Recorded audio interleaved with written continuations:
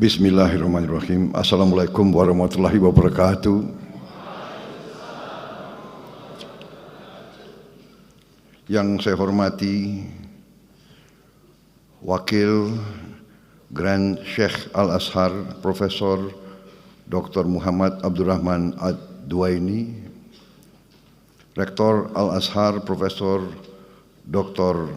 Salamah Daud, serta seluruh pengajar, seluruh sivitas akademika dari Al-Azhar yang hadir, Duta Besar Republik Indonesia untuk Mesir, Dr. Lutfi Rauf, Duta Besar Mesir untuk Republik Indonesia, Yang Mulia Yasser Hashimi, Ketua Perhimpunan Mahasiswa Indonesia di Mesir, Saudara Razif Alif Al-Faiz, dan terutama yang saya banggakan dan yang saya cintai, para mahasiswa dan mahasiswi Indonesia di Universitas Al-Azhar Kairo, Mesir yang hadir pada siang hari ini.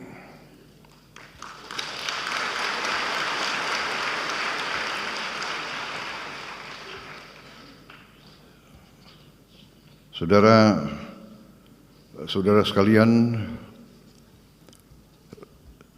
sungguh berbahagia saya dapat berjumpa dengan para mahasiswa dan mahasiswi yang sekarang sedang menuntut ilmu di Universitas Al-Azhar ini, suatu universitas yang sangat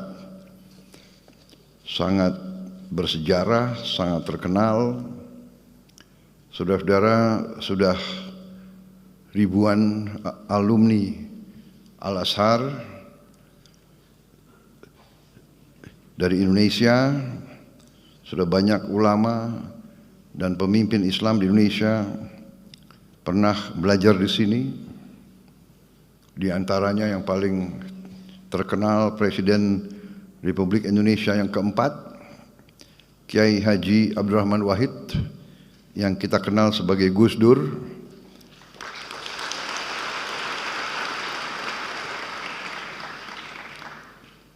Menteri Agama Republik Indonesia pada Kabinet Pembangunan ke-7, Profesor Dr. Quraish Shihab,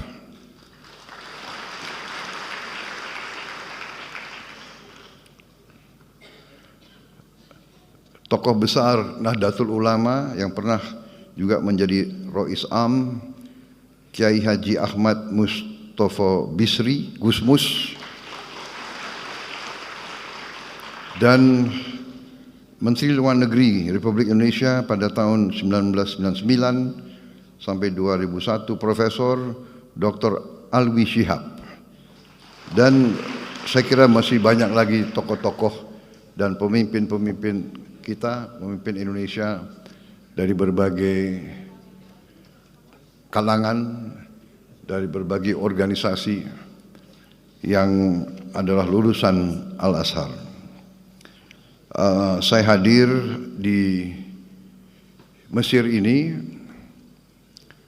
untuk dua acara penting, yaitu hari ini saya melaksanakan kunjungan kenegaraan kepada Republik Arab Mesir, diterima dengan sangat terhormat tadi di Istana Presiden di Kairo, dan di sana melaksanakan pembicaraan cukup mendalam, cukup intensif.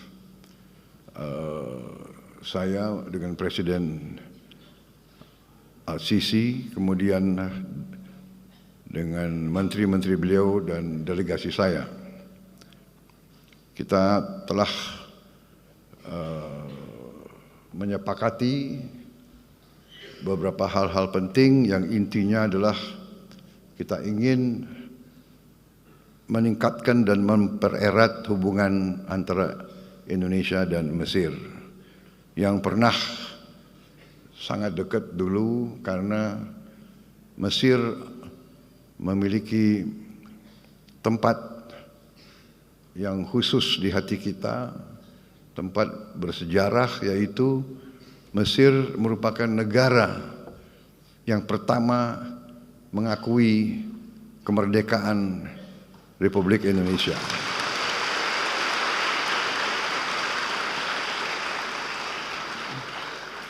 Tanpa ragu-ragu, tanpa berpikir, begitu kita proklamasikan kemerdekaan kita, Mesir negara yang pertama mengakui kita, dan akhirnya beberapa negara lain yang ikut mengakui kemerdekaan dan kedaulatan bangsa Indonesia.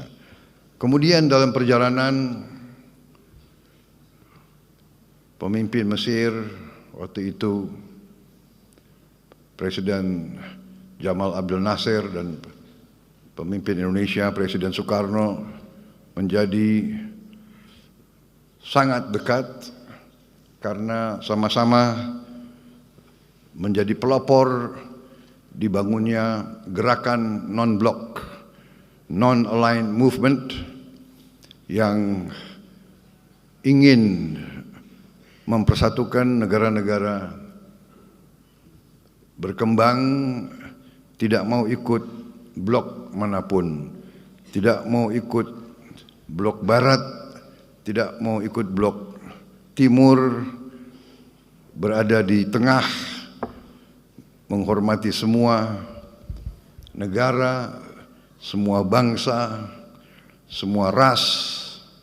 Itulah pendirian pemimpin-pemimpin kita waktu itu, dan itulah tradisi yang hendak kita teruskan, tradisi bangsa Indonesia, dan itulah juga yang saya canangkan bahwa saya akan meneruskan dan mempertahankan sikap ini, bahwa bangsa Indonesia adalah bangsa yang menghormati semua bangsa-bangsa di dunia, menghormati semua negara-negara, tidak mau terlibat dalam permusuhan dengan siapapun, tidak mau terlibat dalam fakta-fakta militer, selalu menganjurkan jalan damai, selalu menganjurkan musyawarah, selalu menganjurkan jalan tengah,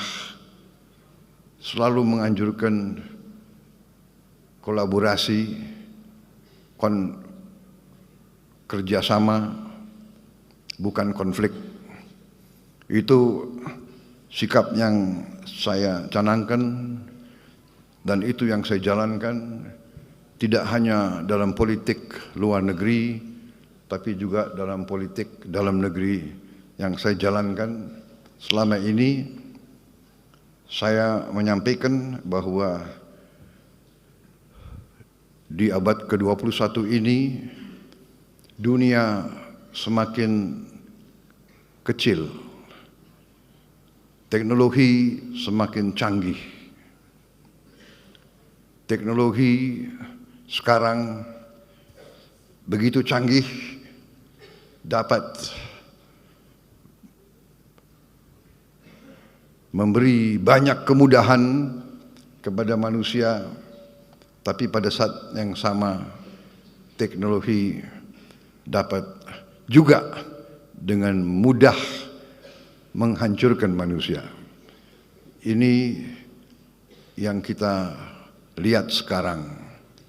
Saudara-saudara sekalian, para mahasiswa-mahasiswi, tentunya selalu saya menyampaikan hal ini karena saudara-saudara adalah bagian dari masa depan bangsa Indonesia. Kalian adalah anak-anak kita yang akan meneruskan perjalanan bangsa kita, bangsa Indonesia. Karena itu sangat penting saudara-saudara belajar dengan baik, belajar dengan tekun, belajar dengan benar. Dan saya berterima kasih, saya bersyukur saudara-saudara memilih belajar di Universitas Al-Azhar, universitas yang sangat bersejarah, universitas Islam yang mengajarkan pelajaran Islam yang damai, pelajaran Islam yang sejuk, pelajaran Islam yang moderat, pelajaran Islam yang tidak mengajarkan kebencian, pelajaran Islam yang tidak mengajarkan saling mencari kesalahan, tapi saling mencari titik-titik temu. Marilah kita bekerja sama satu dengan lain, bekerja sama dengan semua bangsa, bekerja sama dengan semua agama lain, bekerja sama dengan semua suku, semua ras, karena kita memiliki cita-cita dan kepentingan yang sama. Kita ingin mencari hidup yang baik di dunia ini. Hidup yang baik di dunia ini artinya hidup yang lepas dari ketakutan, lepas dari ancaman. Kita harus menjaga kondisi keadaan perdamaian, karena yang paling utama kita harus menjaga keamanan dan keselamatan seluruh umat, keselamatan kita sendiri, keselamatan keluarga kita, keselamatan masyarakat kita. Hanya dengan itu kita bisa meraih apa yang menjadi cita-cita setiap manusia, yaitu hidup dengan aman, hidup dengan baik, hidup menjalankan kebaikan menurut ajaran agama kita masing-masing. Ini sangat penting, saudara-saudara. Saudara sebagai anak-anak muda, harapan kita semua, kalau Al-Azhar pernah melahirkan seorang presiden, siapa tahu di antara yang duduk di depan saya suatu saat bisa juga menjadi Presiden Republik Indonesia yang akan datang. Tapi belajarlah dari contoh pemimpin-pemimpin itu. Gus Dur, saya kenal dekat Gus Dur. Gus Dur pemimpin Muslim, Ketua Umum Nahdlatul Ulama, datang dari keluarga syekh besar kita, keluarga Tebu Ireng. Tapi beliau pemikirannya sangat luas, beliau jiwanya sangat baik, beliau merangkul semua. Beliau menjadi tokoh, saya kira tokoh Muslim yang sangat terkenal sebagai tokoh inklusivisme, tokoh yang melindungi semua minoritas. Beliau pemimpin Muslim yang sangat dicintai oleh minoritas-minoritas lain. Saya ingat salah satu langkah-langkah beliau waktu ada ancaman terorisme, ada gereja-gereja yang mau dibom. Beliau memerintahkan anak buah beliau dari Ansor, dari Banser untuk menjaga semua gereja, menjaga semua vihara, menjaga semua pura, menjaga semua kuil. Ini sesuatu yang membesarkan hati, ini yang membanggakan kita. Mungkin jarang di dunia ada pemuda-pemudi Muslim pada saat hari Natal, pada saat tahun baru, pada hari-hari besar minoritas berdiri di depan tempat ibadahnya agama lain, menjaga supaya umat agama lain beribadah dengan tenang di tempatnya mereka muslim-muslim, pemuda muslim yang menjaga di luar. Ini leadershipnya Gus Dur. Ini contoh yang luar biasa, dan itu pun pernah saya tiru. Sewaktu memang Gus Dur sudah tidak ada, saya memimpin partai saya. Waktu itu ada lagi ancaman-ancaman bom kepada gereja. Saya juga perintahkan pemuda-pemuda pengikut saya di Partai Gerindra untuk menjaga di kota masing-masing semua tempat ibadah agama lain. Kita yang jaga, mereka yang beribadah.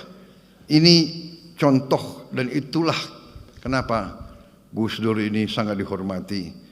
Walaupun beliau menjabatnya sebentar, tapi beliau masih sampai sekarang dihormati, dan beliau akhirnya sekarang diusulkan menjadi pahlawan nasional bangsa Indonesia. Saudara-saudara sekalian, ini saya kira salah satu contoh alumni Al-Azhar yang sempat menjadi pemimpin tingkat nasional di Indonesia, akhirnya menjadi presiden di Indonesia dan memberi kepemimpinan, kenegarawanan, leadership yang patut dicontoh dan dan akhirnya juga dihormati oleh bangsa-bangsa lain. Saya kebetulan kenal beliau baik, dan alhamdulillah leadership yang beliau sampaikan menjadi pelajaran bagi kita sekalian. Saudara-saudara sekalian, selain kunjungan kenegaraan ke Mesir, besok kita akan lakukan pertemuan KTT, konferensi tingkat tinggi antara 8 negara yang disebut D8. D8 ini adalah the Developing Aid for Economic Cooperation. Didirikan tahun 97 untuk meneruskan kerjasama ekonomi dan pembangunan antara 8 negara berkembang, yaitu Bangladesh, Mesir, Indonesia, Iran, Malaysia, Nigeria, Turki, dan Pakistan. Ini kebetulan 8 negara Muslim yang jumlah penduduknya besar. Jumlah penduduknya mungkin semua negara ini jumlah penduduknya di atas 100 juta. Jadi saudara-saudara, D8 ini dibentuk untuk melakukan kerjasama ekonomi. Saudara-saudara, kalau D8 ini bergabung, ini pasar ini lebih dari 1 miliar manusia. Nah, ini tentunya kita harus mengakui kita belum begitu puas, masih banyak yang harus ditingkatkan, banyak yang harus kita cari bentuk-bentuk kerjasama, dan untuk itulah besok kita akan bertemu lagi, dan besok sesudah itu tahun depan ketua D8 beralih ke Republik Indonesia. Jadi mudah-mudahan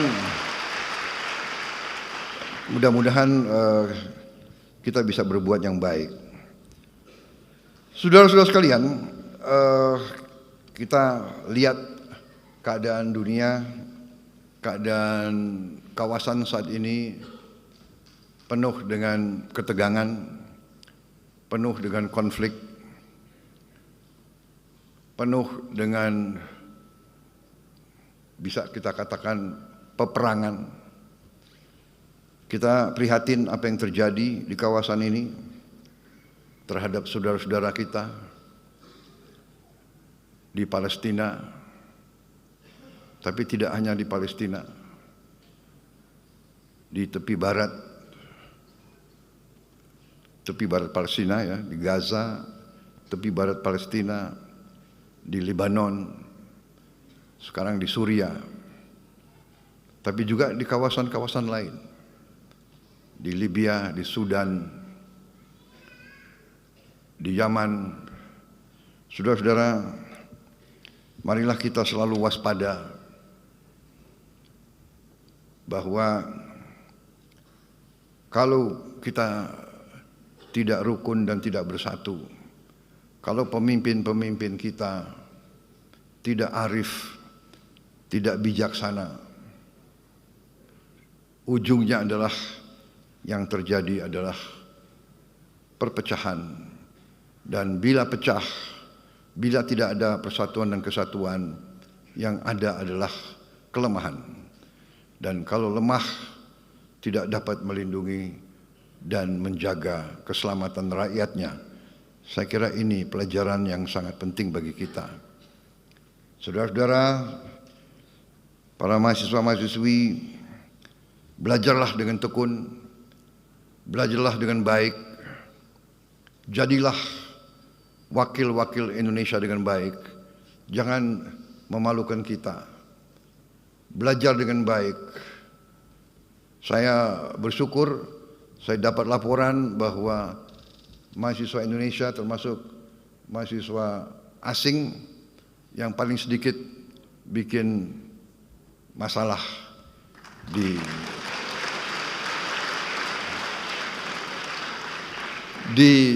Al-Azhar dan di Mesir. Mudah-mudahan laporan ini benar adanya. Jangan hanya nggak enak sama Presiden Republik Indonesia disampaikan laporan-laporan yang bagus.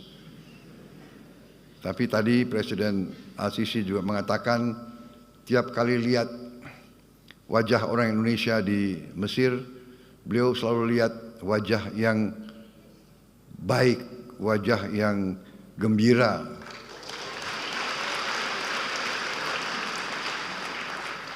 Mudah-mudahan itu pun benar adanya. Tapi kalau saya lihat wajah kalian ini ya kayaknya benar juga itu ya. Jadi terima kasih. Terima kasih saudara-saudara, yang saya bisa sampaikan bahwa bangsa kita sekarang ini ingin mempercepat pembangunan ekonomi. Kita bersyukur kehadirat Allah yang Maha Kuasa, Tuhan Maha Besar, yang begitu banyak memberi karunia kepada kita. Bangsa Indonesia harus bersyukur. Berkali-kali saya mengatakan, bangsa Indonesia harus bersyukur. Kita diberi karunia yang sangat luar biasa. Kekayaan alam yang luar biasa. Saya sudah diberi angka-angka tersebut. Kita memiliki tambang-tambang strategis, mineral-mineral kritis, tanaman-tanaman yang sangat banyak ragamnya. Sebentar lagi kita tidak hanya swasembada pangan, tapi dalam beberapa tahun lagi saya katakan Indonesia akan menjadi lumbung pangan dunia. Kita begitu besar karunia yang diberikan oleh Yang Maha Kuasa. Lahan yang luas, yang subur, ketersediaan air yang cukup, juga 3/4 wilayah negara kita adalah dari laut. Kita memiliki cadangan ikan kedua terbesar di dunia. Kita memiliki panjang pantai ketiga terpanjang di dunia.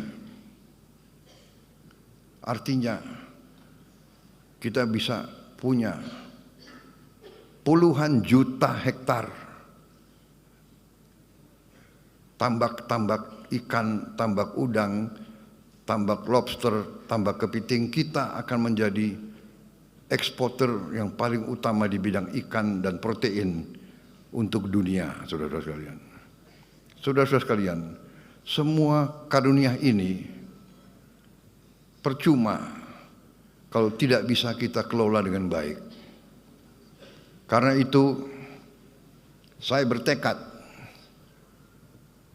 mandat yang diberi kepada saya oleh rakyat Indonesia, saya dipilih oleh rakyat Indonesia, saya disumpah di hadapan rakyat dan di hadapan Yang Maha Kuasa. Saya disumpah untuk menjaga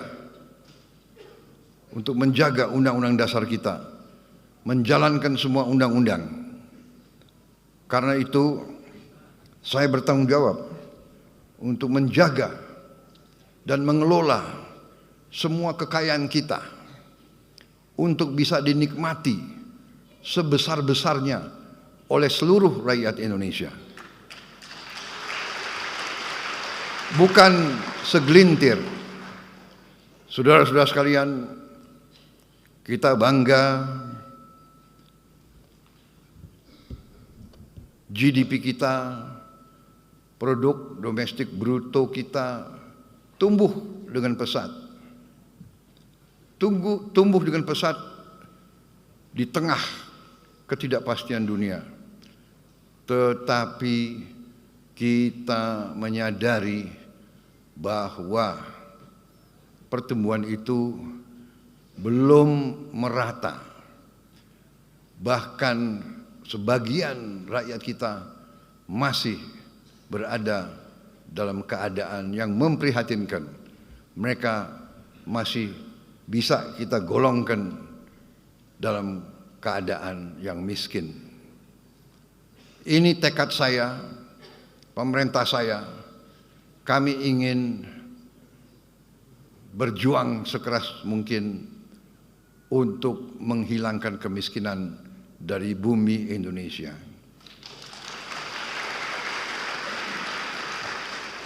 Dan untuk itu, dalam rangka menjaga kekayaan Indonesia tidak salah kelola, tidak bocor,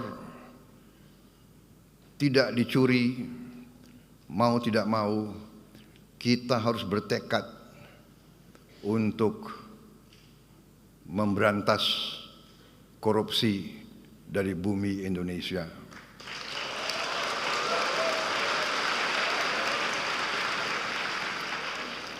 Memang banyak yang mengejek Prabowo Subianto.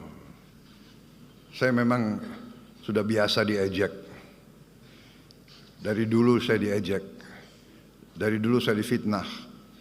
Sekarang pun mereka tidak percaya. Apa iya kemiskinan bisa dikurangi? Ya kan? Saya mau bikin program memberi makan untuk semua anak Indonesia pun diejek. Pun ada yang tidak setuju. Sampai sekarang ada profesor-profesor yang pinter-pinter kok nggak setuju. Heran saya. Profesor pinter atau bodoh, saya nggak tahu itu.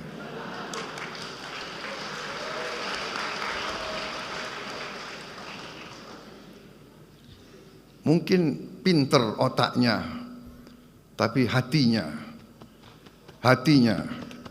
tidak bisa merasakan kalau anak-anak itu, kalau anak lapar ke sekolah itu bagaimana caranya, dia tidak bisa merasakan. Itu saudara-saudara, saya tidak ragu-ragu, nggak apa-apa saya diejek. Saya yakin saya berada di atas jalan yang benar. Saya yakin rakyat Indonesia mendukung saya. Saya akan teruskan program ini.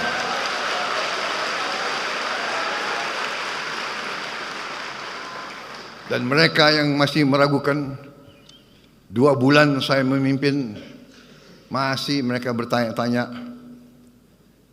Saya sampaikan, sabar sedikit, saya baru menjabat 2 bulan. 2 bulan, ya kan? Anda sudah hitung berapa koruptor yang sudah ditangkap?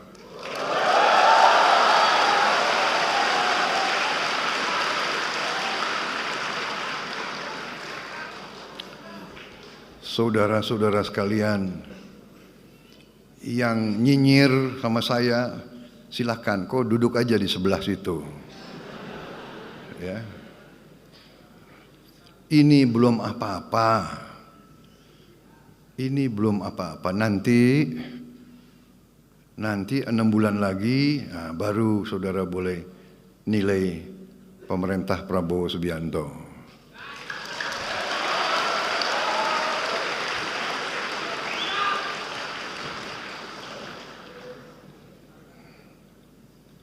Saya merasa bahwa kalau sudah dipilih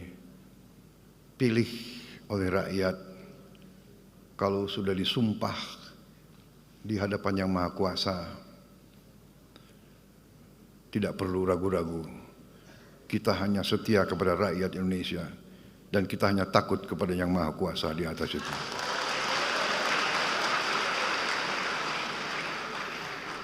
Saya dalam minggu-minggu ini, bulan-bulan ini, saya dalam rangka memberi, apa istilahnya itu? Memberi memberi kesempatan. Memberi kesempatan untuk tobat. Hai para koruptor atau yang merasa pernah mencuri dari rakyat, kalau kau kembalikan yang kau curi, ya mungkin kita maafkan. Tapi kembalikan dong. Nanti kita beri kesempatan. Cara mengembalikannya bisa diam-diam supaya nggak ketahuan. Mengembalikan loh ya. Tapi kembalikan. Kemudian, hai kalian-kalian yang sudah terima fasilitas dari bangsa negara, bayarlah kewajibanmu. Ya.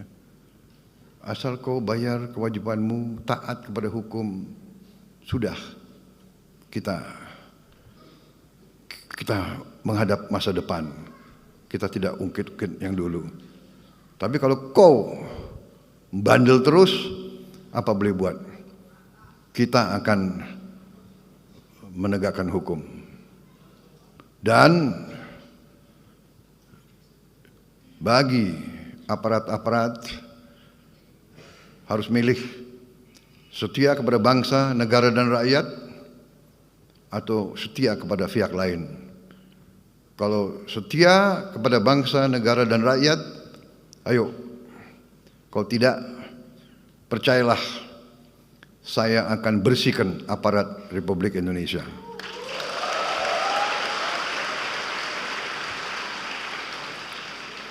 Dan saya yakin dan percaya rakyat Indonesia berada di belakang saya, saudara-saudara sekalian. Saya kira itu yang saya ingin sampaikan. Anak-anakku, belajar yang baik, belajar yang tekun, buatlah yang terbaik untuk bangsa, rakyat, dan negaramu. Raih ilmu untuk bangsa, berbuat baik untuk rakyat. Itu pesan saya. Terima kasih atas kesempatan ini. Saya bisa tatap muka dengan saudara-saudara. Saya bisa bicara langsung kepada kalian. Tidak gampang sekolah di negara orang, jauh dari keluarga. Saya percaya saudara tabah, teguh, dan teguh, tegar menghadapi kesulitan-kesulitan. Selamat belajar, selamat berjuang, Duta Besar. atase pendidikan, pantaulah keadaan anak-anak kita yang punya kesulitan, ya. Saudara-saudara, nanti saya akan minta laporan dari Duta Besar, ya, kondisi mereka dan bagaimana kita bisa lebih membantu mereka di sini. Terima kasih.